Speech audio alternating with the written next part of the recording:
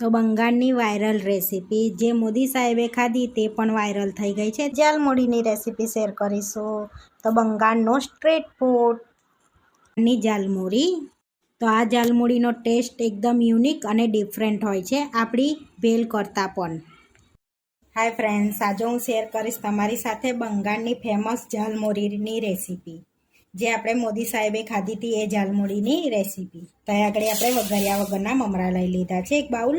તો હવે આપણે જાલમુડીનો મસાલો બનાવી લઈશું. તો આગળ 1 ટેબલ સ્પૂન વલિયારી લઈશું, 1 ટેબલ સ્પૂન સૂકા ધાણા, 1 ટેબલ સ્પૂન જીરું લઈ લઈશું અને 2 ઇલાયચી એડ કરી દઈશું. તો આ બધા મસાલાને આપણે રોસ્ટ કરી લેવાના છે. તો અહીંયા આગળ એકદમ ધીમા ગેસે આપણે મસાલાને શેકી લેવાનો છે. જો ખાસ ગેસ રાખશો તો બળી જશે, તો એનો સ્વાદ નહીં આવે સારો, બળેલો સ્વાદ લાગશે.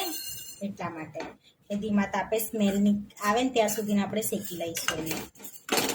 તો આપણા મસાલા સરસ શેકાઈ ગયા છે, જોઈ શકો છો, સરસ એવા છે. હવે ઠંડા થવા દઈશું. તો મસાલો ઠંડો થાય છે ત્યાં સુધી મમરાને આપણે શેકી લઈશું, ક્રિસ્પી થાય ત્યાં સુધી. તો અહીંયા 4 થી 5 મિનિટ માટે શેકી લીધા છે. તો જોઈ શકો છો સરસ આ રીતના ક્રિસ્પી થવા દઈએ. અને આપણે તો આપણા મમરા રેડી થઈ ગયા છે, તો સાઈડમાં રાખીશું એને. આપણે મસાલો સરસ ઠંડો થઈ ગયો છે, જોઈ શકો છો.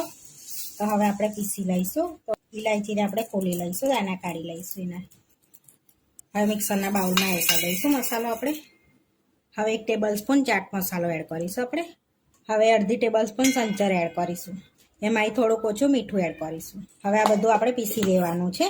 આ મસાલા બધા આમાં એડ કરીને પીસો તો અલગ અલગ બધું નાખવું ના પડે, એટલે એકમાં જ આપણે પીસી લેવાનું છે.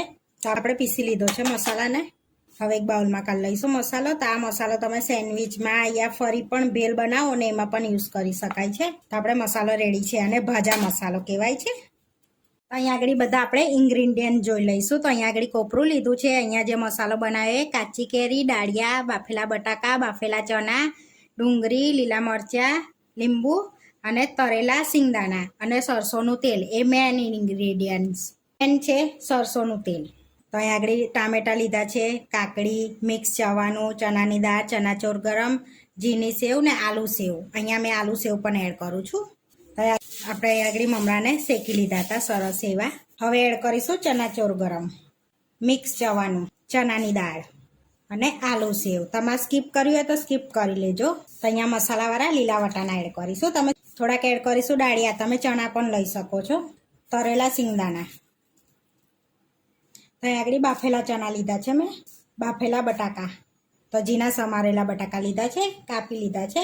અને કાચી કેરી એડ કરીશું, ડુંગળી ઝીણી કટ કરેલી, કાકડી એડ કરીશું ઝીણી કટ કરેલી, કોપરું એડ કરીશું ઝીણું કટ કરેલું, લીલા મરચાં. આ બધું ઝીણું કટ કરેલું બધું એડ કરી દેવાનું છે આપણે. હવે એડ કરીશું 2 ટેબલ સ્પૂન સરસોનું તેલ. હવે એડ કરીશું થોડોક અથાણાનો મસાલો. અહીંયા મેં એડ કરું છું ને થોડુંક તેલ, 1 ચમચી જેવું. આપણે જે મસાલો બનાવ્યો છે ને એ એડ કરી દેવાનો છે, 1 ટેબલ સ્પૂન જેટલો. અને ઝીણી સેવ એડ કરીશું. હવે આ બધું આપણે સરસ મિક્સ કરી લેવાનું છે. આ રીતે બધું એક મિક્સ થઈ જાય ને એ રીતનું મિક્સ કરવાનું છે. અહીંયા મેં અડધી ચમચી લાલ મરચું એડ કર્યું છે અને લીંબુ એડ કરવાનું છે. હવે ફરી મિક્સ કરી લઈશું. તમારે લાલ ના એડ કરવું હોય તો સ્કીપ કરી લેવાનું. તો આ જાલમુડી થોડીક સ્પાઈસી હોય ને તો બહુ જ ટેસ્ટી લાગે છે. હવે એડ કરીશું લીલા ધાણા અને મિક્સ કરી લઈશું ફરી આપણે. એકદમ પરફેક્ટ આપણે જાલમુડી રેડી થઈ ગઈ છે. તો હવે આપણે સર્વ કરી લઈશું. તો જે દુકાનમાં સર્વ કરતા હોય ને એ જ રીતે આપણે સર્વ કરીશું. તો અહીંયા આપણે પેપર લઈ લીધું છે, એને આપણે રોલ વાળી લઈશું આ રીતનો. સરસ એવો જોઈ શકો છો, આ રીતનો રોલ વાળી લીધો છે. હવે આપણે જાલમુડીને ભરી લઈશું આ રીતે. તો આ રીતે જાલમુડીને ભરી લીધી છે આપણે. તો આપણે જાલમુડી રેડી છે. ઉપરથી સેવ થોડીક એડ કરીશું, થોડાક ધાણા એડ કરીશું આ રીતે. તો આપણી બંગાળની ફેમસ જાલમુડી બનીને રેડી થઈ ગઈ છે. આવા વિડીયો જોવા માટે મારી ચેનલને સબસ્ક્રાઈબ કરો, લાઇક કરો અને શેર કરો. અને તમે જરૂરથી ટ્રાય કરો. ફરી મળીશું નવા વિડીયોમાં. કોમેન્ટ કરીને જરૂરથી જણાવજો કે તમને આ મારી રેસીપી કેવી લાગી.